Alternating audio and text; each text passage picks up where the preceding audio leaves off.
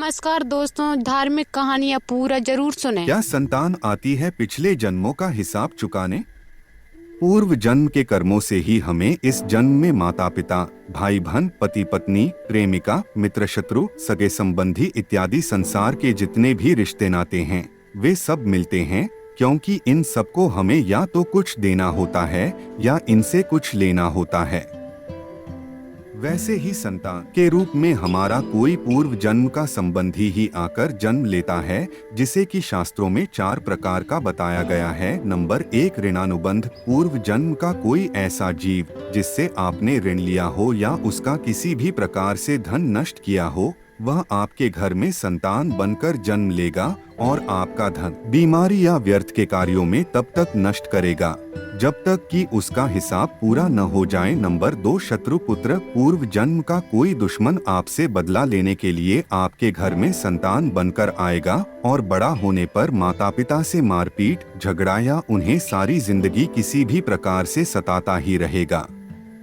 हमेशा कड़वा बोलकर उनकी बेइज्जती करेगा, वह उन्हें दुखी रखकर खुश होगा। नंबर 3, उदासीन पुत्र। इस प्रकार की संतान न तो माता पिता की सेवा करती है और न ही कोई सुख देती है और उनको उनके हाल पर मरने के लिए छोड़ देती है।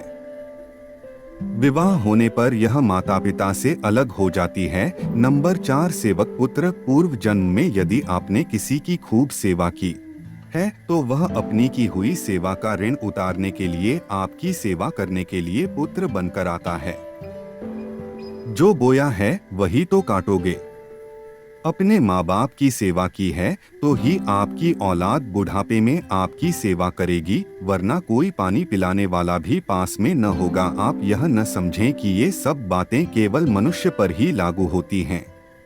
इन 4 प्रकारों में कोई सा भी जीव भी आ सकता है। जैसे आपने किसी गाय की निस्वार्थ भाव से सेवा की है तो वह भी पुत्र या पुत्री बनकर आ सकती है। यदि आपने गाय को स्वार्थवश पालकर उसके दूध देना बंद करने के पश्चात उसे घर से निकाल दिया हो तो वह ऋणानुबंध पुत्र या पुत्री बनकर जन्म लेगी। यदि आपने किसी निरपराध जीव को सताया है तो वह आपके जीवन में शत्रु बनकर आएगा। इसलिए जीवन में कभी किसी का बुरा नहीं करें, चूंकि प्रकृति का नियम है कि आप जो भी करोगे उसे वह आपको इस या अगले जन्म में वह 100 गुना करके देगी। यदि आपने किसी को 1 रुपया दिया है तो समझो आपके खाते में 100 रुपए जमा हो गए हैं।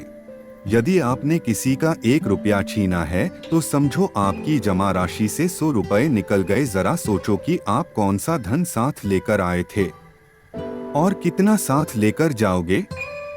जो चले गए वे कितना सोना चांदी साथ ले गए।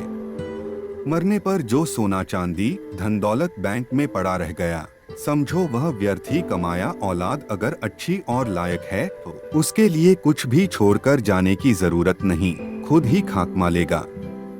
और अगर बिगड़ी और नालायक औलाद है तो उसके लिए जितना मर्जी धन छोड़कर जाओ, वह चंद दिनों में सब बर्बाद करके ही चैन लेगा। मैं मेरा तेरा सारा धन यहीं का यहीं धरा रह जाना है, कुछ भी साथ नहीं जाना है, साथ सिर्फ नेकियां ही जाएंगी। दोस्तों, ऐसे धार्मिक कहानियाँ जानने के लिए हमारे YouTube चैनल को लाइक और सब्सक्राइब करना ना भूलें।